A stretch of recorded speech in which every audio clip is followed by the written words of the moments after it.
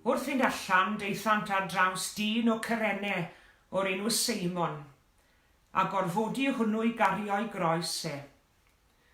Deithant i le a elwyr Golgotha, hynny yw lle penglog, ac yna rhoesant iddo i'w yfed win wedi gymysgu a bustil, ond ar ôl iddo'i brofi, gwrthododd ei yfed. Croeso'i liasant ef, ac yna rhanasant i ddillad gan fwlw coelbren, ac eisteddasant yno i'w wylio. Uwch ei ben gosodwyd y cyhuddiad yn ei erbyn mewn ysgrifen. Hwn yw Iesu, brenin yr Iddewon. Yna croeshoeliwyd gydag ef ddau leidir, un ar y dde ac un ar y chwith iddo.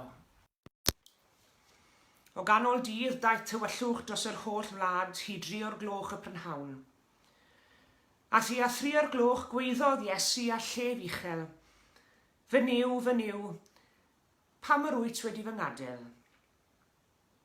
O glywed hyn, medde'r rhai o'r sawl oedd yn sefyll yno, y mae hwn yn galw ar Elias. Ac ar unwaith fe rhedodd un ohonynt, a chymryd ysbwng a'i lenwi a gwyn sir, a'i ddodi ar flan gwialen a'i gynnig iddo i'w yfed. Ond yr oedd y lleill yn dweud, gadewch i ni weld a ddaw Elias i'w achub. Gweiddodd Iesu drachefn a llef uchel, a bu farw.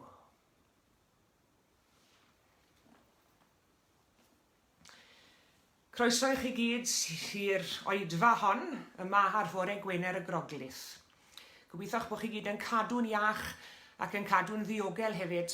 Gobeitho'ch bod chi'n ymdopi yng nghanol y sefyllfa honno ar gyfwng yr ydyn ni bellach yn rhan ohoni.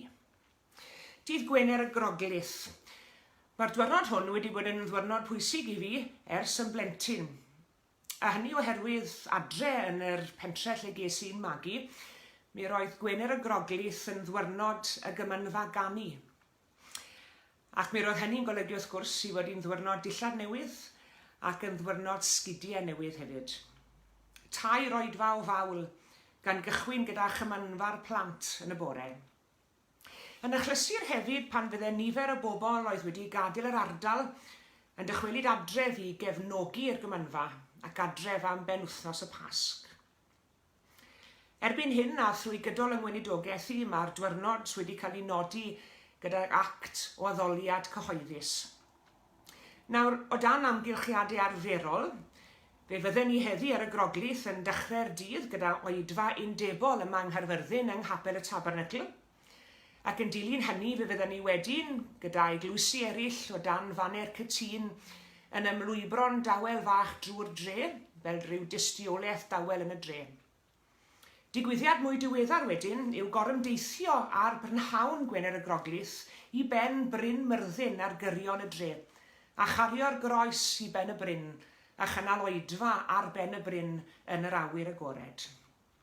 Wrth gwrs, dyw i ddim yn bosib i ni ddilyn y patrwm hwnnw eleni oherwydd y cyfyngiadau sydd arno ni.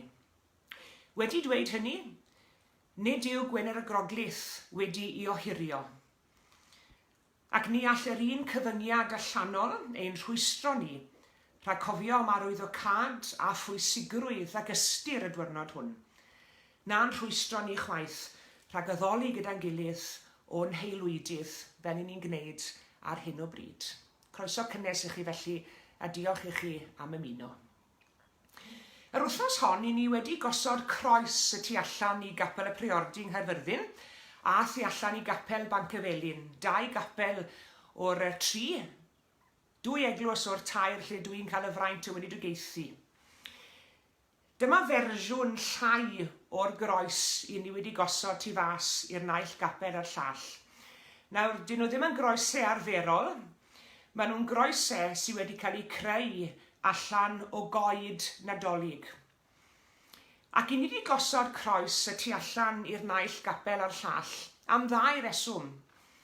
Gynta i gyd, oherwydd ein bod ni wedi addo bod ni'n mynd i osod croes, fyddai'n nôl i hynny mewn munud.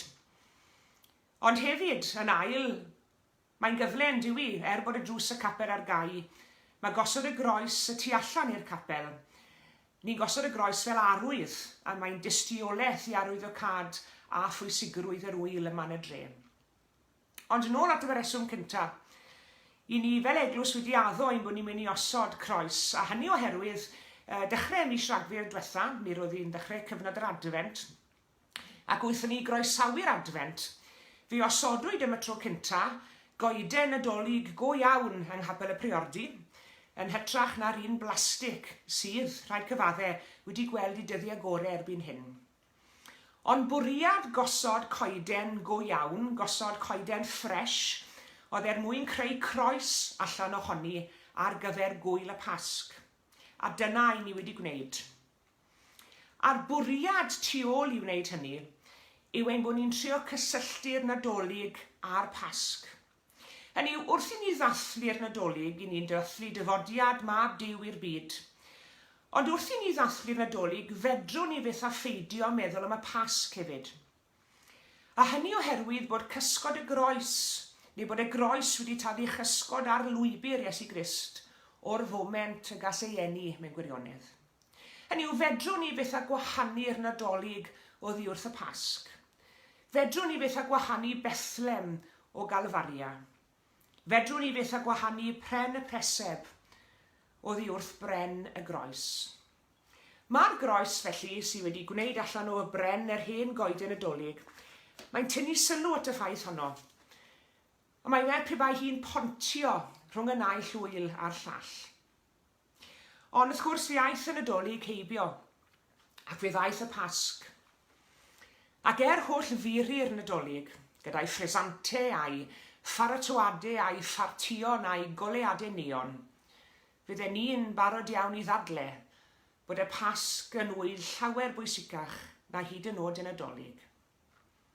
Hynny yw, nid dathlu gen i unrhyw faban cyffredin mewn nawniadau y nadolig, ond dathlu gen i gwaredwr y byd. Ac mwyn gwaredu'r byd, danfonodd Duw ei fab i farw ar y groes ein mwyn ni.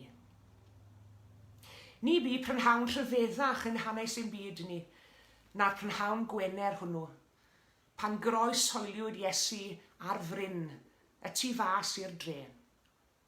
Ac bod un y mynydd yn cyfeirio at y bryn hwnnw fel gwyn gwyrddlas, doedd ddim yn wyrddlas. Lle'r benglog oedd enw fe, Golgotha, bryn garw, bryn creigiog a noeth, bryn lle oedd trigolion Jerusalem yn gollwng i sbwriel. Pryn y gellid cerdded i wyrgych creulonach na tharo'r olygfa ffieiddiach ar fryn Calfaria. Am heddi felly, gadewch i ni fyfyrion dawel gyda'n gilydd yn ystod y dydd, myfyrion dawel ar y groes. A gadewch i ni adael ein hunain gael ein denu tuag at y groes, ein denu mewn gweddi am Myfyrdod, ond ein denu mewn rhyfeddod hefyd. Ac oedi i sylweddoli o'r newydd, pa mor ddrud iddo ef oedd cadw'r byd.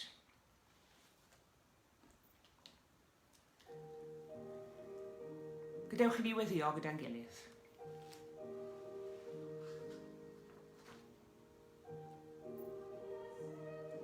Nefol Dad, wrth gofio dioddefaint y fab heddi, cofiwn am dy gariad rhyfeddol tuag atom. Cariad sy'n tosturio ac yn ibi trigirhau. Diolch nad wyt ti byth yn ein gwrthod nac yn troed y gefn arno ni. Diolch nad oes dim yn gallu dod rhyngo ni at gariad di. Maddau ni lle rydym yn methu, a nertha ni lle rydym yn wan.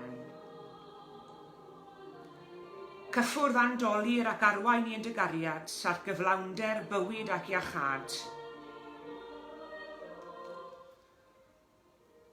Cyflwynwn ein byd o lirus i ti,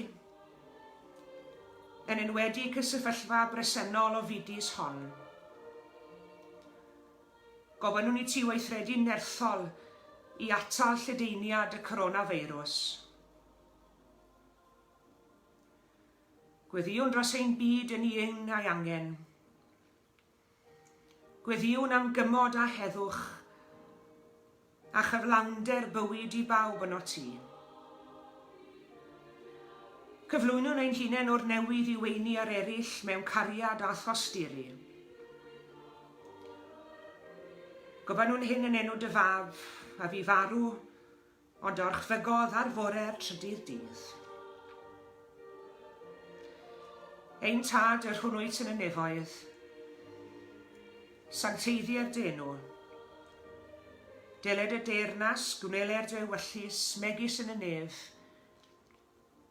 felly ar y ddeiar hefyd. Dero i ni heddiw ein bara beunyddiol, a madda i ni ein dyledion, fel y myddeiwn unna i'n dyledwyr. Ac nac arwain ni brofedigaeth, eithir gwared ni rhag drwg. Gan ei seiddo ti yw'r deyrnas a'r nerth a'r gogoniant.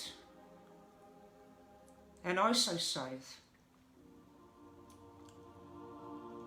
Amen.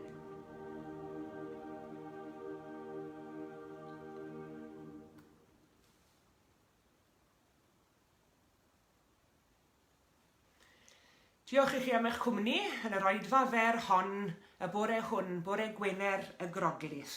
Diolch hefyd i gwmni recordio sain am rhoi caniatad i ni ddefnyddio'r gerddoriad hyfryd yn y gwasanaeth hwn. I ni edrych mlaen nawr at gydaddoli i chi nesaf bore Sul yma, bore Sul y Pasg. Crist a gyfododd. Halleluia. Bore da i chi gyd.